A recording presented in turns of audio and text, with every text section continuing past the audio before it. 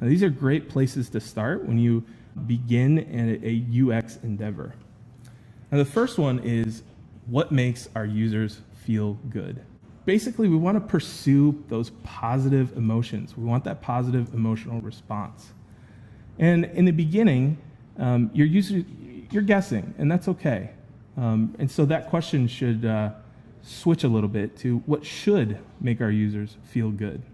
And that's why strategy and discovery are a must. In order to answer this question, you have to answer one question first. It's who you're designing for. User profiles are a powerful tool, but before you can embark on a profile, you have to know who you're designing for. Let's say you were designing a puzzle and you chose like a big Thomas Kincaid landscape and it's like going to be 40,000 pieces and Ben Burns is going to throw it out the window. But if you're designing that for a 4-year-old, all those design decisions are going to be completely different. You want to base all of your design decisions on a user archetype. What is the user's goal in this interaction? Why are they here? Why did they visit the site? Why are they in the restaurant? What's their goal? This is essential to answer this question. Why does the user want to accomplish this goal? What does this person get out of completing this puzzle? The third question is, what tools do your users need?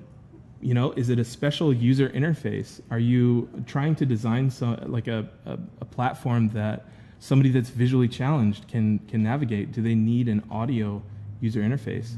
You need to determine what tools they need in order for them to accomplish their goals and in order to empower them to accomplish their goals.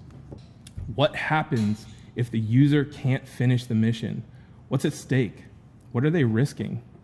And this will indicate how deeply you need to go into your testing, because if the goal means a lot to a person, you're going to want to spend a lot of time figuring out, what it is you need to be doing to improve their experience. The second cornerstone question is, what variables can we control? And this really boils down to the 6 senses. And I did not misspeak here. I think in UX there are 6 senses. And then there's this thing that I call message. Another word that you could use with it is vibe. But it's that overall feeling and what they're absorbing, what the message is. Something that's really important to remember is that you control your output. This is super important. You control your output, but you don't control their input. On the left, you have all of your 6 senses: visual, sound, smells, taste, touch, and message or vibe. The left side is what you control. And as you output these things, depending on what the experience is, it gets filtered through the user.